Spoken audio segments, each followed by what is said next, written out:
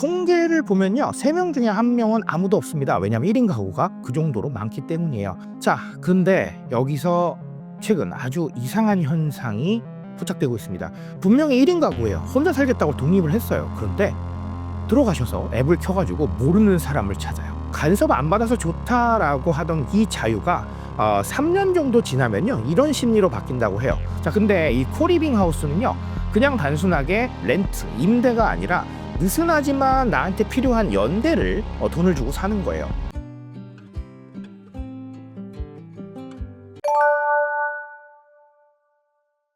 어, 1.5가구 아주 중요한 얘기입니다. 1인도 아니고 2인도 아니에요. 자, 1.5죠. 배달의 민족 자주 이용하시는지 모르겠는데요. 1.5인분이 각광받고 있는 시대입니다. 도대체 이게 무슨 얘기인지 한번 알아볼 건데요. 퇴근길 지하철에서 일단 주위를 한번 좀 둘러보시면 좋을 것 같습니다. 10명 중에 서너 명은 아마 이어폰을 끼고 자기만의 세계에 빠져 계실 거예요. 영상을 보시는 경우도 있고요. 음악을 듣는 경우도 있죠. 자, 그렇게 해서 집에 가십니다. 집에 가시면 누가 있죠? 통계를 보면요, 3명 중에 1명은 아무도 없습니다. 왜냐면 1인 가구가 그 정도로 많기 때문이에요. 아무도 없는 빈집에 불을 켜죠. 자, 근데 여기서 최근 아주 이상한 현상이 포착되고 있습니다. 분명히 1인 가구예요. 혼자 살겠다고 독립을 했어요. 그런데 들어가셔서 앱을 켜가지고 모르는 사람을 찾아요. 자, 오늘 저녁에 우리 집 공용 주방에서 같이 떡볶이 먹을 분 계세요? 아니면 우리 집 근처에 있는 갈비집에서 갈비 같이 드실 분 계신가요? 라고요, 사람을 찾습니다. 아니면 넷플릭스 신작 같이 보고 토론할까요? 라고 얘기하기도 하고요. 그리고 최근에는 또 어떤 게 뜨고 있죠? 감자튀김 모임입니다. 감튀 모임이라고 해서요, 올리세요. 우리 그 집 근처에 있는 패스트푸드점에서 감튀 모임 하실 분 계세요? 라고 올립니다. 자, 이게 왜 이상하냐면요, 1인 가구 대부분 가족의 간섭이 싫어서 밖으로 나오십니다. 혼자 살게 되면 나의 주체권이 더 많아질 것이다 라고 생각하고 나오시는 거죠. 근데 그렇게 나오신 분들이 돈을 써가며 시간을 써가면서 모르는 사람하고 소위 가족 놀이를 하고 있는 겁니다. 상당히 좀 이상한 일인데요. 그래서 저는 이걸 1인 가구도 다인 가구도 아닌 이른바 1.5가구다 이렇게 얘기를 합니다. 여기서 이제 0.5는요, 더할 수도 있고 뺄 수도 있습니다. 같이 있을 때는 더하고요, 떨어져 있을 때는 빼면 되는 거죠. 그렇죠? 그래서 0.5라는 단어가 상당히 많은 것들을 의미합니다. 자, 이렇게 기묘하고도 서글프고 또 하지만 거대한 돈이 흐르고 있는 이 라이프 스타일의 이야기를 제가 들려드릴 겁니다. 1인 가구에 대한 이야기는 오랫동안 멋진 전문직의 자유로 포장해 왔어요. 뉴요커의 삶 생각해 보실 겁니다. 우리 과거에 인기를 끌었던 미드가 여러 가지가 있는데요. 그 미드에 보면 굉장히 멋진 여성 캐릭터가 등장을 합니다. 굉장히 좋은 전문직을 가지고 있고요. 굉장히 좋은 옷을 입습니다. 좋은 차를 몰고요. 예, 혼자 뉴욕에 있는 아파트먼트로 들어갑니다. 그래서 혼자만의 삶을 만끽하죠. 자, 이렇게 멋진 전문직의 자유처럼 포장해 온 게 1인의 삶이죠. 여기에 뒤따르는 건 사실은 깔끔한 오피스텔, 그리고 나만을 위한 와인 한 잔, 그리고 내가 제일 좋아하는 음식, 그리고 멋진 음악, 예, 이런 것들이에요. 하지만 모두가 공감하시겠지만 지금 제가 말씀드린 이런 거는 맞아요. 예, 드라마나 아니면 몇몇의 세상에게만 허락돼 있는 자유입니다. 여러 가지 문제들이 발생하는데요. 첫 번째 문제는 경제적인 부분입니다. 혼자 사시면 주거비, 식비, 구독료 모든 게 다 내 감당입니다. 근데 문제는 뭐냐면 1인분만큼 돈을 내진 않아요. 내가 1인만 썼으니까 나는 1인만 낼게요 라고 얘기하시면 안 되거든요. 그래서 더 많은 돈을 내시게 되는 겁니다. 뭐 예를 들면 셋이 살고 있다고 하면 나누면 되잖아요. 근데 혼자 다 감당하시게 되는 겁니다. 이런 경우들 많으시잖아요. 배달의 민족에 주문하십니다. 근데 1인 주문 안 된다고 해서 더 많이 주문해요. 그런 다음에 드시다가 그냥 버리게 되는 이런 경우들이 있잖아요. 물론 요즘은 1인 주문이 있긴 하지만 1인 주문에서 마음에 안 들면 결국은 더 많이 시키셔야 되잖아요. 이런 문제들이 다 경제적인 문제다라고 보시면 될 것 같습니다. 자, 두 번째는 상당히 치명적인 문제인데요. 감정의 문제입니다. 간섭 안 받아서 좋다라고 하던 이 자유가 3년 정도 지나면요, 이런 심리로 바뀐다고 해요. 내가 여기서 죽어도 아무도 모르겠구나 라는 이런 공포로 변한다고 합니다. 그래서 우리가 늘 그러잖아요. 야, 너 친구한테 너 구독사 하면 너 빨리 와야 돼, 뭐 이렇게 얘기를 하는 게 사실 농담이 아니라 마음 한켠에는 그런 공포를 가지고 있다라는 뜻으로 해석할 수도 있어요. 자, 그러면 이렇게 얘기할 수도 있겠죠. 아이, 그러면 다시 본가로 들어가면 되잖아, 부모님 댁 들어가면 되잖아 라고 얘기하실 텐데, 잔소리 지옥에 갇히긴 또 싫은 거죠. 그리고 이게 아니라면 결혼이라는 또 제도가 있죠. 그렇죠? 제도라고 하니까 좀 웃기긴 하네요. 어쨌든 결혼이라고 하는 어떤 통과 의뢰 같은 이 설정이 있는데 평생을 약속하는 일이잖아요. 그 약속하는 일을 단순히 감정이 외롭다고 해서 할 수는 없잖아요. 예, 그리고 우리가 주변에 듣는 수많은 얘기들이 있습니다. 결혼을 택하기 위해서 준비하는 과정, 비용, 네, 그런 것들, 그 주거 부담, 네, 이런 리스크가 뒤따른다는 거죠. 여기서 이제 현대인들은 이런 계산을 하기 시작합니다. 굉장히 영리하고 차가운 계산인데요. 필요한 만큼만 그럼 연결하면 되잖아. 내가 감정적으로 필요할 때 연결하고, 그리고 경제적으로 어려울 때 연결하고, 귀찮은 건 적당한 돈으로 해결하면 되지 뭐 라는 생각들을 하게 되는데요. 이게 바로 1.5 가구의 탄생 배경이다 라고 보시면 되겠습니다. 자, 그러면 이런 상황에서 등장한 몇 가지 이야기들을 다시 살펴보도록 할게요. 코리빙 하우스라는 개념이 있습니다. 강남, 성수, 홍대 같이 젊은 분들이 많이 밀집해서 모이는 곳에 여러 형태로 등장하고 있는데요. 월세가 정말 비싸요. 150만 원, 200만 원 호가거든요. 핫플이잖아요. 당연히 비쌀 수밖에 없겠죠. 꽤 비싼 가격인데요. 근데 빈방이 없을 정도로 유명하다고 해요. 왜 그럴까라고 생각을 해보면요. 우리는 기존에 방을 빌린다라고 얘기했습니다. 렌트라는 개념이 잡혀 있는 거죠. 그래서 우리는 임대료를 지출하게 되는 겁니다. 자, 근데 이 코리빙 하우스는요, 그냥 단순하게 렌트, 임대가 아니라 느슨하지만 나한테 필요한 연대를 돈을 주고 사는 거예요. 내 방은 침대하고 책상만 있는 미니멀한 공간밖에 없습니다. 근데 문 밖을 나가면요, 수억 원대 인테리어의 거실, 정말 우리가 꿈꿨던 그런 거실과 주방, 헬스장, 루프탑 이런 것들이 쫙 펼쳐집니다.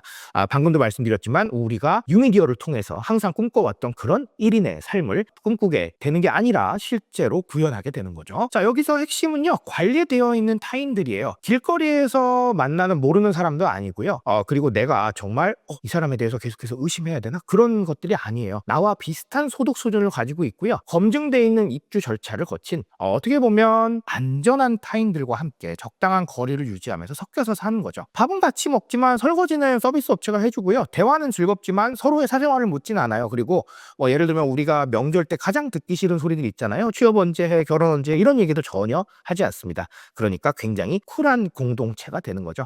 자, 그래서 1.5 가구라는 단어는 주거의 정의를 소유 혹은 렌트 이런 쪽에서 점유와 공유로 완전히 바꿔놨다라고 보시면 되겠습니다. 자, 기업들은요, 이 0.5의 틈새를 놓치지 않습니다. 제가 어떻게 설명드렸죠? 0.5는 더할 수도 있고 뺄 수도 있는 개념이다 라고 말씀드렸죠. 자, 유통업계의 지도를 한번 볼게요. 과거에는 4인 가족 기준의 대용량 마트가 대세였죠. 그리고 편의점의 여러 가지 상황들까지 생각을 해볼 수가 있겠는데 1인 도시락 기억하실 거예요. 1인 도시락, 1인 땡땡 이런 제품들 많이 있었는데, 자, 지금은 그 사이에 존재해요. 대용량도 아니고 1인용도 아니에요. 1.5인분 시장이 열려있는 거죠. 자, 예를 들면 밀키트 업체들은요, 함께 요리하고 나눠 먹기 좋은 2인분 같은 1인분 구성을 내놨습니다.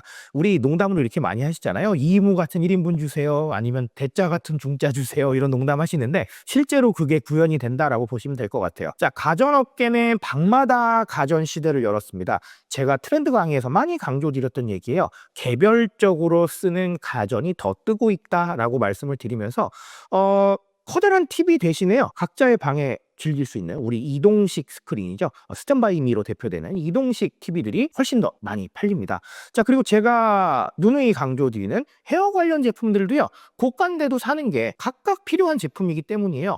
헤어롤 같은 제품들 정말 웨이브 머리를 안 하시는 경우에는 필요가 없어지잖아요. 그러니까 다 같이 쓰는 가전이 아니라 개별적으로 쓰는 가전입니다. 그런데도 불구하고 시장 점유율 아주 높아요. 자, 재미있는 건 감정 서비스의 상품화라고 보여져요. 가장 재미있는 사례인데요. 혼자 밥 먹기 싫은 사람들을 매칭해주는 소셜 다이닝 앱이나 플랫폼, 이런 것들이 1.5 가구의 필수 앱이 됐습니다.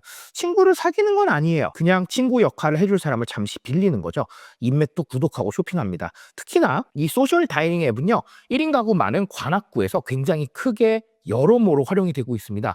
실제로 지자체들도 이 소외감이나 이런 것들을 해소하기 위해서 이 소셜 다이닝 앱을 여러 가지로 지원해주고 있다고 해요. 이렇게 세상이 바뀌어 있습니다. 자, 여기 하나 더 말할 거는 퀵커머스의 등장이 있겠죠. 1.5인분 시장의 이야기를 함께 하는데요. 오늘 먹을 것만 사기는 좀 그래요. 근데 쟁여놓기는 부담스럽죠. 왜냐하면 내 공간이 그 정도는 아니니까요. 그 애매한 경계를 파고들어서 1시간 안에 배송하는 거죠. 배달의 민족이나 이마트, 그리고 우리가 알고 있는 거의 모든 편의점들이 퀵커머스에 뛰어들어 있고요. 요즘은 심지어 퀵커머스 전용 상품을 아예 아예 기획 단계부터 유통 플랫폼과 배달 플랫폼이 함께 만듭니다. 자, 이렇게 나서고 있는 상황 모두 1.5인분의 시대를 대변하고 있다라고 보시면 되겠습니다.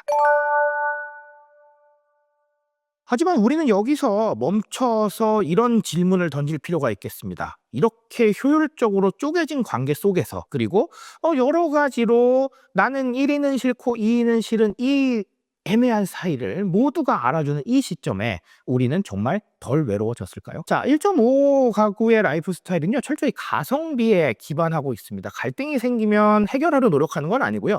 어떻게 보면 구독 해지하듯이 그냥 다이닝 앱을 꺼버리는 거잖아요. 두 번 다시 하지 않습니다. 자, 그러니까 깊은 속마음을 털어놓은 친구 대신에 오늘 밤에 이 취미와 나의 이 시간을 함께할 간단한 인간관계만 이렇게 남겨진 세상이죠. 자, 이런 것들을, 트렌드를 여러 가지로 분석하는 전문가들은 관계의 원자화라고 얘기를 합니다. 서로를 향해 신호를 보내고 있어요. 근데 하나로 합쳐지지는 않는 거죠. 1.5라는 숫자가 현재 우리 세대가 찾은 최적의 생존법인 건 맞아요. 하지만 한편으로 봤을 때는 진정한 관계로 형성되지 않고 좀 이 관계에서 도망치기 위한 변명거리일 수도 있다는 것이죠. 분명한 건 이 외로움의 비즈니스는 앞으로 더욱 정교하고 거대해질 거라는 거예요. 실제로 아까 말씀드린 소셜 다이닝 앱 정말 다양한 구조로 생겨나고 있거든요. 이것만 봐도 조금 더 알고리즘을 정교하게 하고 조금 더 이 매칭의 방법을 정교하게 만드는 이런 방식으로 끊임없이 거대해질 것이라는 예상을 하게 됩니다. 결국 1.5 가구는 불완전한 인간이 만들어낸 고립된 사회에서 살아남기 위해 만들어낸 일종의 변종이라고 보셔도 될 것 같아요. 가족은 무겁고요. 혼자는 좀 가벼워요. 버겁죠. 우리는 그 중간 어디쯤에서 아슬아슬한 줄타리를 하고 있습니다. 자, 이런 질문으로 마무리를 해볼게요. 여러분의 집은 현재 몇인 가구신가요? 혹시 퇴근 후에 빈집이 싫어서 스마트폰 속에 그 느슨한 연대를 뒤척이고 계시지는 않나요? 그 선택이 여러분의 삶을 더 풍요롭게 만든다면 1.5라는 숫자는 결코 부족한 숫자는 아닐 겁니다. 하지만 그렇지 않다면 조금 더 나은 관계를 위해서 지금 밖으로 나가셔야 될지도 모르겠습니다. 자, 오늘 이야기 좋으셨다면 구독과 좋아요 꼭 부탁드립니다.